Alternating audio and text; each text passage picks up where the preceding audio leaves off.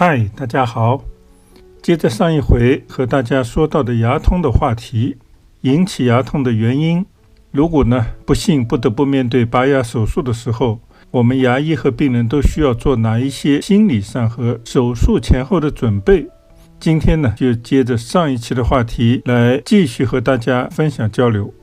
牙医在面对牙痛病人的时候要进行具体的分析，要通过仔细的检查，通过和其他牙病的一个鉴别的诊断，明确这颗牙齿牙痛的原因，以及最终来判断这个牙齿到底还有没有保存的一个价值。同时他会跟病人进行一个良好的沟通，针对他的病情，针对他病人本身的主观的意愿和他的牙齿在他的口腔行使这些功能的时候的一个需要，来为他做一个治疗的方案。治疗方案无非就是两种，一种遇到实在是保无可保、必拔无疑的，比方说像我们之前跟大家介绍的这位病人的牙根的断裂、牙神经的暴露，牙医也已经无计可施，希望通过拔牙能够一劳永逸的止痛，同时为以后的修复做好准备。另外一种的话应该是更常见的，只要去除牙痛的病因，对症下药，进行合适的治疗，不但能够消除牙痛，同时还可以保存牙齿。经过一番治疗以后让这颗牙齿还是继续能够稳稳当当的存在于牙列之中，继续行使它该行使的功能。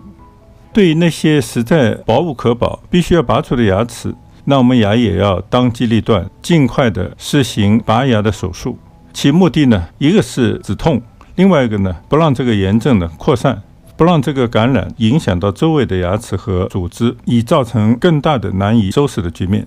拔牙其实并没有想象的那么简单，因为它是需要医生运用他的综合的医学知识，对全身情况有一个综合的把握，尤其是对于牙齿周围的血管神经这个解剖，还有他在拔牙手术之前必须要询问病人曾经的一些病史，尤其是关于血液循环系统方面的一些问题。比方说牙医问的最多的可能就是有没有冠心病史有没有高血压，以前有没有做过手术打麻药有没有什么反应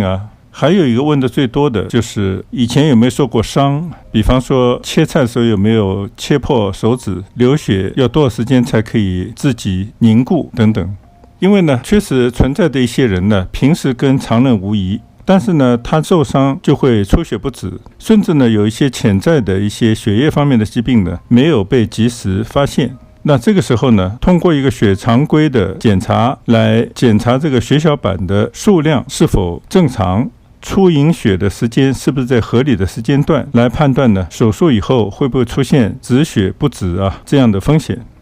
除了对病人的一个全身方面的充分的评估之外牙医还要对这颗牙齿周围的局部的解剖结构重点进行一个复习。虽然这些都是医生学过的知识，但是每当在进行一个手术之前一定是要把这个手术区和手术周围有可能涉及到的血管神经的走向，以及有可能出现的这种变异，提前做一些风险的规避。然后还要对整个拔牙的流程和自己的助手以及向病人进行交代。那我们现在的牙医或者是任何一个从事外科的这样的一个医生，大家都有这样的一种超前的理念，就是在追求手术当中无痛的前提底下，尽可能的要求微创。我相信有很多的病人在访问自己的外科的医生的时候都会听说或者甚至已经接受过某一些微创的手术的方案。比起以前要在这个比方说肚子上或者胸口切一个巨大的切口，做完手术以后再进行缝合，等伤口长牢以后袒露出来的就会是一个可怕的长长的一个刀口。那现在很多通过一个内窥镜微创来手术，可能你在手术以后甚至都不会有一个明显的手术的伤疤。那这种微创进行拔牙的理念其实在我们牙科也是一样与时俱进趁着这个机会也跟大家简单来分享一下就是关于牙医在拔牙方面，特别是关于微创方面的一些关键点。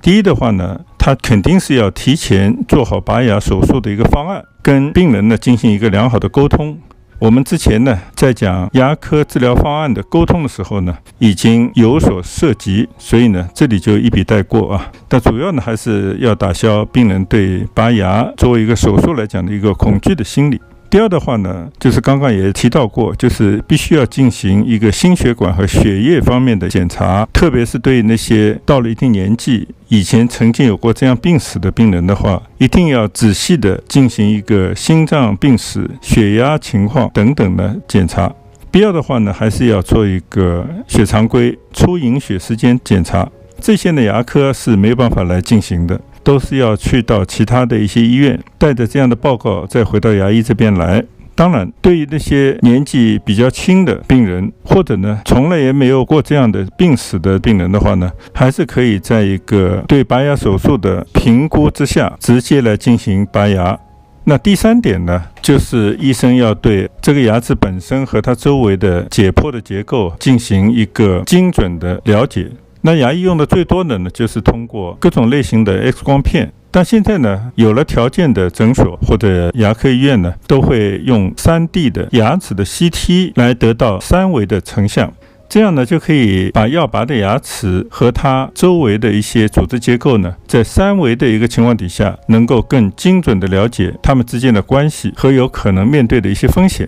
有了上面这个3点的这样的一个准备，在手术之前尽可能的准备好在手术当中有可能会用到的那些拔牙的各种器材器械，并且呢，在手术当中正确的和有选择的来使用这些拔牙的工具，以达到呢以最小的损伤来拔除换牙。上点年纪人呢都知道啊，在以前50、60年代还是70、80年代啊，那个时候你到牙科去拔牙，恐怕有2样东西让大家心里发怵，就是经常呢会发现有医生手里呢握着一把骨凿啊，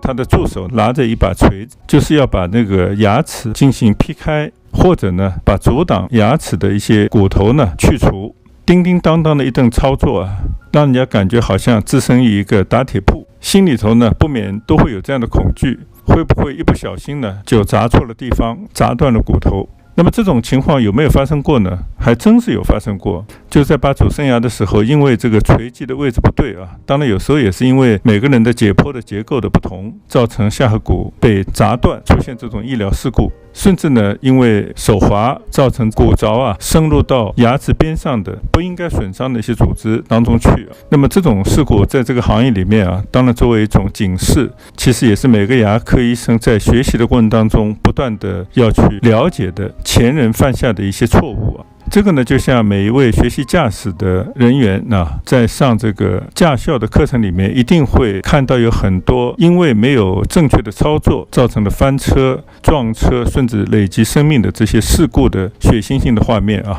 我相信大家只要开车人都经历过这个。那我们医生每天跟人打交道，人命关天啊，这方面的教育是没有少受的。所以呢，在整个的拔牙的过程当中，怎么能够正确的运用这些拔牙的器械啊，最后的结果，最后造成的创伤是大不一样的。以前我有个朋友啊，他常年在美国读书，后来就留在美国工作。有一回见面呢，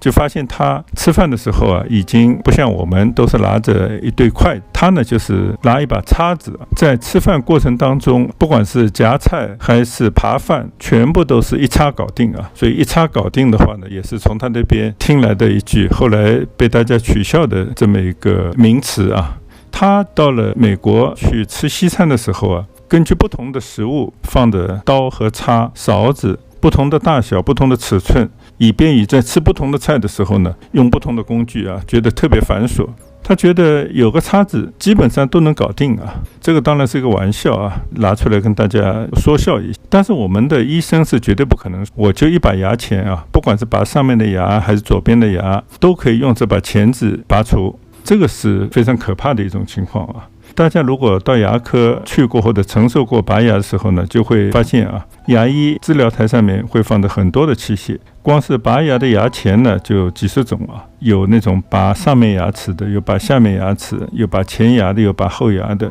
有拔这个牙根的等等，还有很多的通过4两拨千斤，通过杠杆原理，用一种最小的力就能够把牙齿从牙根里面挺出来的，我们叫牙挺啊。就是前面的是一个扁平的，但是呢握在手里的呢就是一个比较粗大的一个把柄。这样的话呢，就通过一个切入到牙根和牙槽骨的之间，然后呢轻轻的来转动，很技巧的把一个牙根呢能够拔出来。当然还有其他的更多的这些器械啊，都是要在拔牙之前呢消毒完毕，准备停当。现在的话呢，肯定还有更多的拔牙的工具。就以前我们看到在拔牙过程当中，特别是拔主升牙时候呢，经常运用到的那种通过骨凿来剔这个牙冠、分解这个牙齿，或者是去除这个骨的阻挡的这种方法呢，现在已经是越来越少牙医来用了。取而代之的呢是超声的骨刀，可以更精准的破解这个牙齿，去除这个牙齿周围的骨的阻挡等等。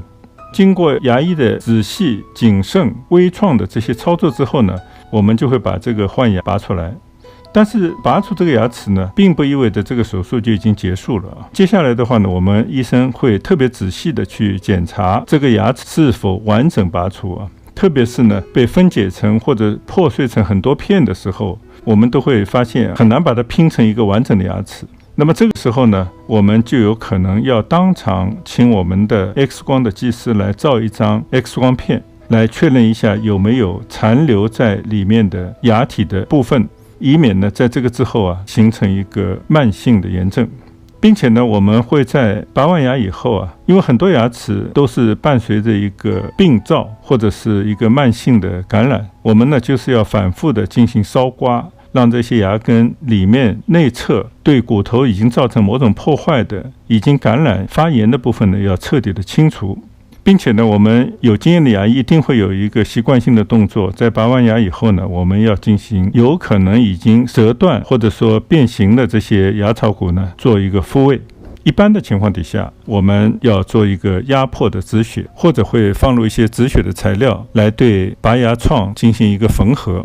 其实呢，现在更多的医生对那些将来有可能要种牙的这个牙的部位拔掉以后，有可能当场就会呢进行一个人造骨粉的填埋，或者我们叫植骨。在完成了这个植骨的过程以后呢，再把它进行一个缝合。这些人造骨呢，将来在几个月以后它就会慢慢的被自己新长出来的这些骨细胞所代替，最后呢就长成了饱满的一个骨面。将来呢，就使我们在种牙的时候就会得到一个正常的骨量，有了我们种植体可以放入的一个高度和宽度，使得将来呢种植的修复会达到一个更好的结果。等到这些全部做完以后，我们一般来讲都会让我们的病人在诊所进行几十分钟、半个小时左右的一个留观，以便呢有什么突发的状况的时候呢，可以及时的处理。这个时候呢，我们医生会对病人呢有一些医生的嘱咐，我们叫医嘱。然后呢，我们也会给一些止痛的药、消炎的药等等。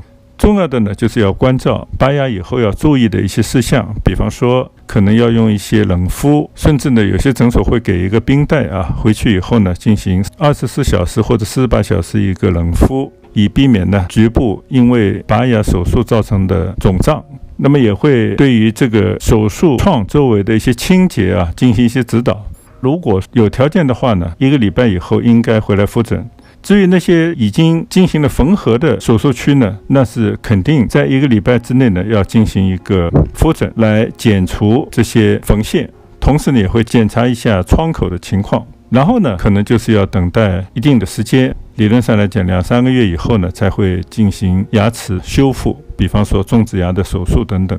这些是一般的拔牙的一些基本情况所以今天正好趁着也是既然跟大家已经分享到这样的一个内容呢，也就顺着上一期关于拔牙的话题呢，简单再来分享一下牙医在面对拔牙的时候他要做哪一些的准备，进行什么样的评估，和病人做什么样的交流，然后要用什么样的一些准备工作，以什么样的一个手术中的操作来微创拔除我们必须要拔除的这些牙齿。最后的话呢，我们要确保拔牙之后病人能够了解医生的医嘱，合理的用药，适当的休息，等待呢拔牙创的愈合，为将来进行修复呢做好准备。今天我也是趁着这么一个机会跟大家呢来做一个拔牙其实并不简单这么一个话题的分享，希望大家也姑且一听，留下一些哪怕是粗浅的印象。在自己或者家人以后有经历到需要做这样的一种拔牙的时候呢，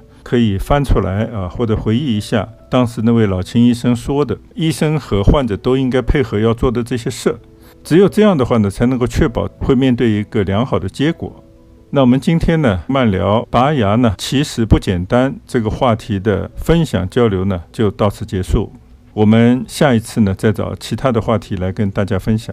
同时呢，也希望看我视频的朋友如果你们有对牙科的好奇，或者是想要知道的某一些知识的，可以给我留言。下次呢，就可以有针对性的来跟大家做一些交流。